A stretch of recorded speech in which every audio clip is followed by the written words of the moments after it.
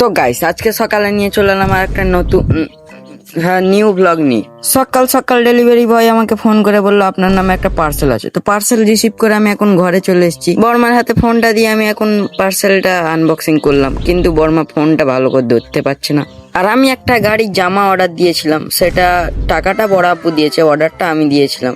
তো গাড়ির জামা কাপড় পরে আমি এখন যাচ্ছি ঘর, কারণ অনেক জোরে বৃষ্টি হয়েছে। আর এই বৃষ্টির মধ্যে কি করব খুঁজেই পাচ্ছি না। তাই জন্য পৃথিবীর ছাদের তলায় আমি দাঁড়িয়ে দাঁড়িয়ে বসে বসে শুয়ে শুয়ে ভাবছিলাম, কিন্তু কি করা যায় কি করা যায়। পৃথিবীর ছাদের নিচেই বসে বসে আমার আইডিয়া আসছিল না, ওই জন্য আমি বাথরুমের ছাদের ওপরে উঠে গেলাম।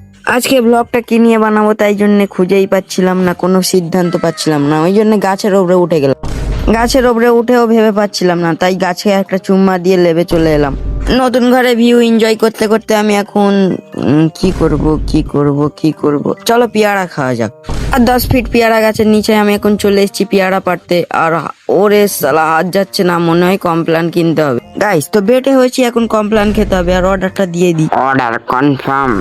অর্ডার দেওয়া হয়ে গেছে। এখন আপনাদের একটা জরুরি বার্তা দিয়ে দিই যে আজকালকে আমার ভিডিও আসেনি, কারণ আমার ফোন খারাপ হয়ে গেছিল পানি পড়ে।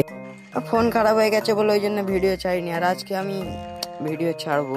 আর পেয়ারাটা পারি, এই হচ্ছে পেয়ারা পেড়ে এখন আমি যাব ঘরে, কারণ অনেক দেরি হয়ে গেল, যে গাও ধুতে হবে। আর এই হচ্ছে আমাদের পেয়ারা খেয়ে এখন বাড়ি যাচ্ছি। টাটা।